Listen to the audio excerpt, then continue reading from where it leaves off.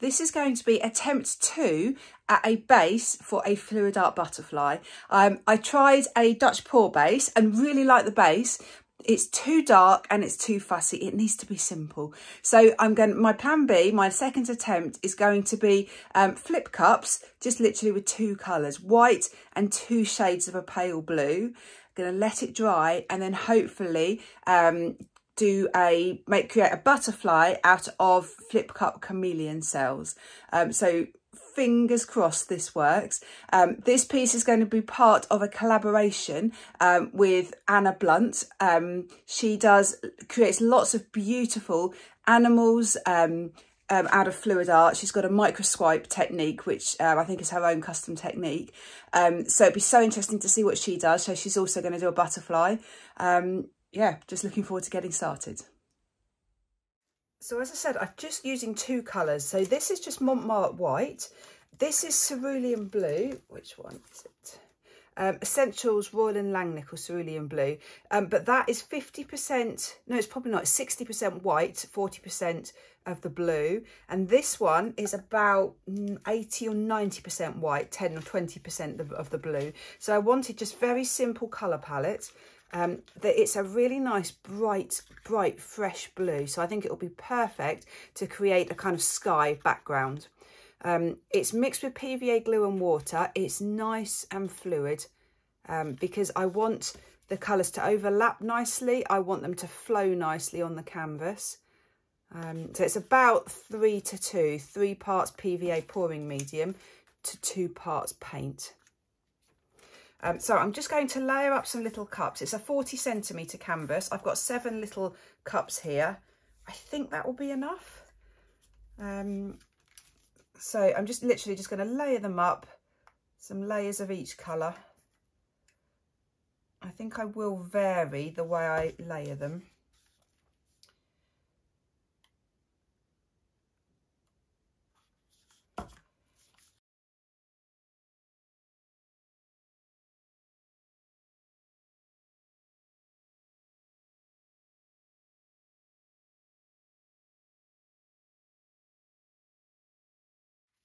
As I said, I'm using a 40cm square canvas. I've got 7 little cups, so I want to try and be random. I really struggle with random. I like patterns. I like things that are repeatable. But I want to place these on just randomly because I don't really want a structure or a pattern to how they blend together. The reason I've done so many little cups is because you get little separate patterns then, little separate sections of the colour. If I just do one big cup, I will end up with just one big sort of wave of colour through it, and I'm not as keen on that. I like it a little bit more mixed up. So I'm just going to very randomly put these on.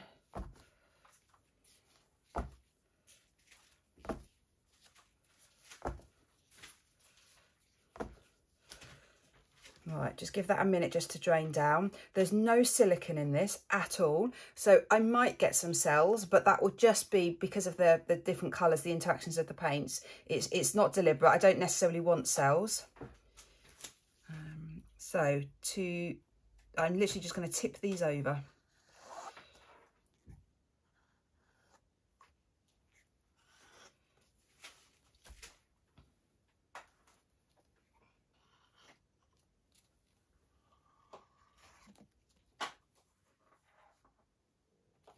So my first thought is I might not have enough paint there, but I really can stretch this out. I've got a little bit of paint left, so I can use that as a flow extender if necessary. Or I could actually just layer up a couple more cups. Maybe I'll just do that because I've got some paint left. So I've got 2 more cups. Let's put one there. I can actually just pop one there as well.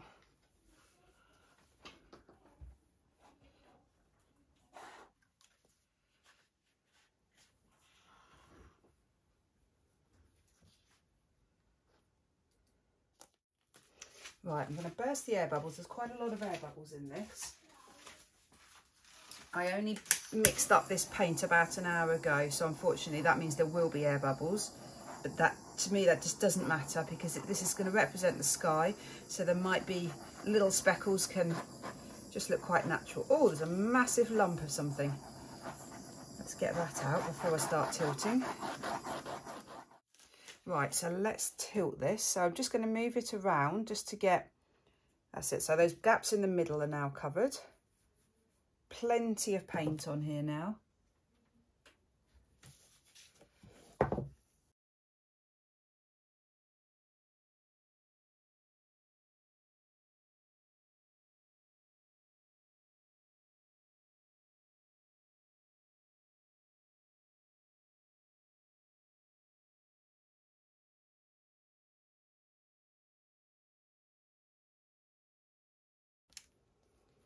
Wow, that is beautiful. That is perfect. It's really pale. There's definitely something in one of my paints.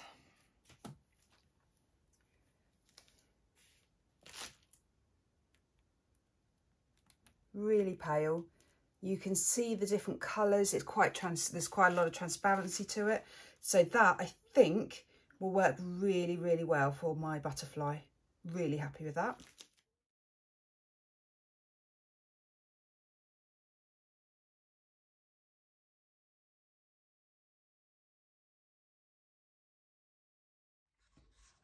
Right, ready for part 2. I have covered my entire canvas in green frog tape. It's painter's tape. It sticks beautifully to your painting, but then you can peel it up easily and there's no stickiness, and you get a really good seal around the edge of the canvas. To help with that seal, what I often do is just put a little bit of neat paint. I think I'll just do it now. Just put a tiny bit of the neat paint around the edge, and just let it dry before you actually pour on. So I think I might just do that. The colours I'm going to use for the bottom 2 wings, I've got Venetian Rose by Amsterdam. I've got a pale pink, which is called Light Rose by Amsterdam. Permanent Blue Violet. And this is Purple by De La Rowney Graduate Acrylic. So I mixed these 2 parts PVA pouring medium to 1 part paint, but then I've just added a drizzle more water because I want it to be quite fluid. I want it to flow quite easily, because that way I'm more likely to get some cells popping up. So I'm going to layer up 2 tiny little paper cups.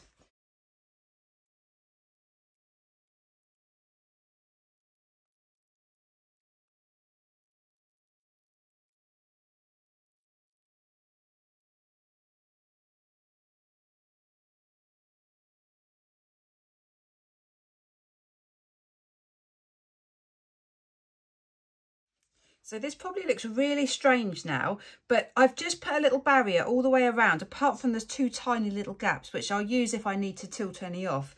The reason I've done that is I want to know where the edge of the wings are, because I want to be able to put the cells in a circle around. I wanted to create a pattern. Second thing to mention is I tipped over one of my cups. I don't know if it's in view here. So I've got a little paint splodge on the thing here, on the worktop here, but I've realised if I do that, I've got less paint in here, which is actually going to be better. So I'm just going to deliberately, I think, knock this over, and then I've got less paint because there's just too much paint in there at the moment. So I think actually that's probably better. So let's flip these on. I was just thinking I've got far too much paint. They're such little cups, but far too much paint for that little area. Right.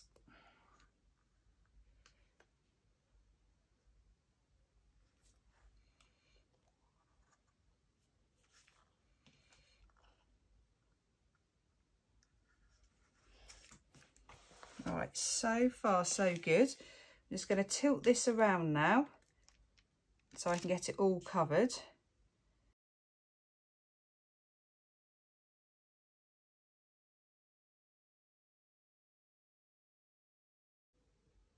Right, so they're both covered. So far so good, I'm happy with that. So I'm now going to just dot on some oil to make the cells. So I'm just going to put a little bit of oil just on my work surface here. And then I'm just using a wooden skewer. So I'm going to dip the end of that skewer into the oil. And then I'm going to dot it on, and I want to dot it on in a pattern, in a round.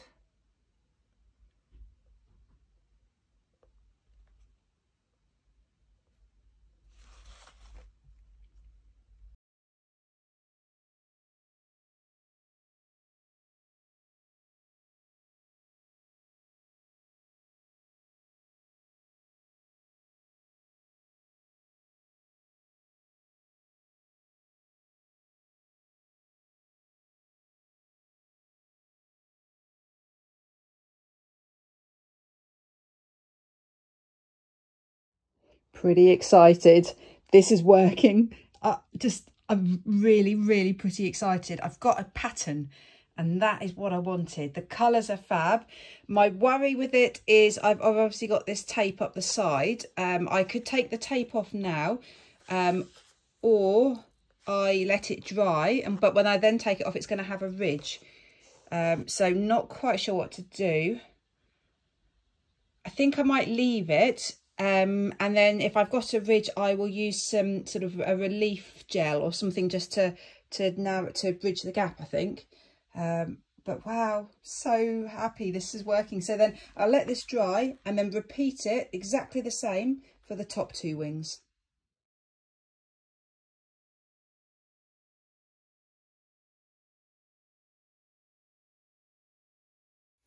So I'm just preparing the paints now for the top half of the butterfly wings. Now, I was initially going to put yellow in the top because I wanted them to be different. But now looking at it, I don't want the yellow. I think it will just stand out too much. So what I'm going to do is use 3 of the 4 colours I've already used. In fact, if I show you, my canvas is here. There's a lot of the pale pink in this. So what I've decided to do is take out that pink so that the other 3 colours in these sections will be much more dominant. And I think that would actually look quite good then. You've got a nice balance. If I introduce another colour, I think there's just a risk that it could just spoil it. So I'm going to flip these over. I'm slightly worried again I've got too much paint.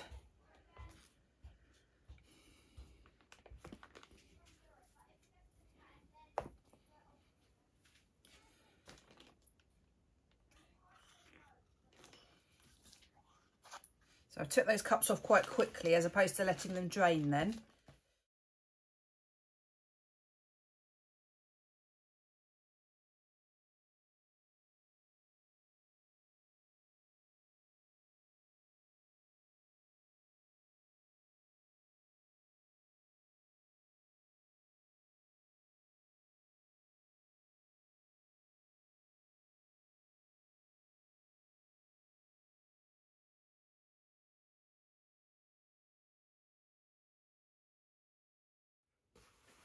So it's now about 3 hours later.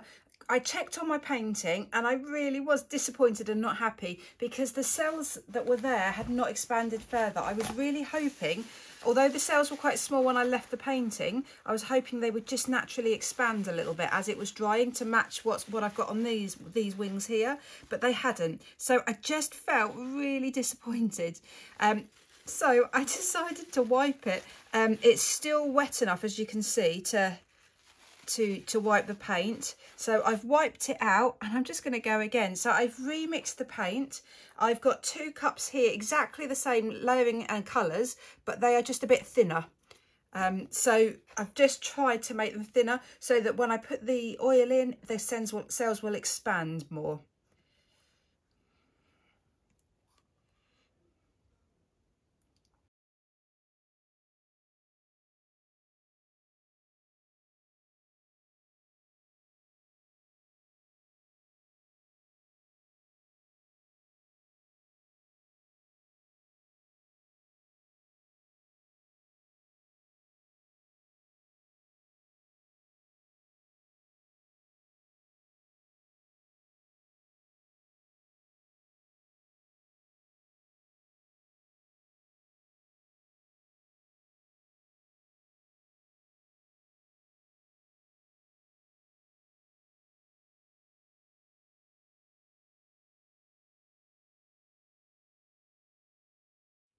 Right, I am so much happier. These cells have expanded much better, much more similar, if not bigger than the lower wings. Some of these cells here are much bigger.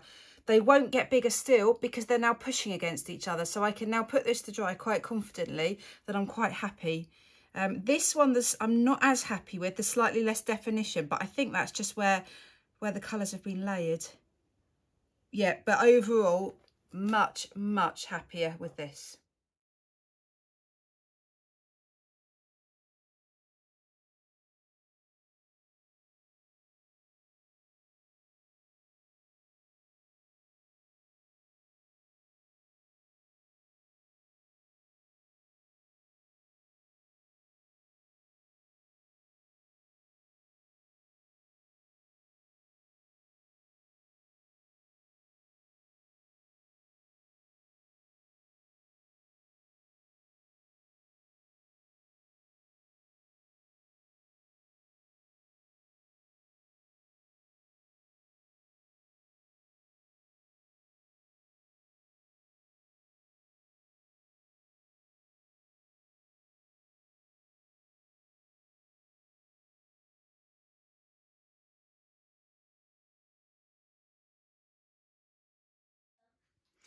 So it's now totally finished. I've had some real highs and real lows with this painting. So the base, absolutely love the base, real high on the base, really happy with that. The first two wings, absolutely love them. They've just turned out perfectly, really, really happy. The second wings, I ended up doing it 4 times, these wings, because I couldn't get the consistency right. And I ended up with it slightly runny because can you see that the cells distorted a little bit? And on this one, they were too dark and too distorted. So you might notice I've just painted around with some of the Venetian rose just to give it a bit more definition.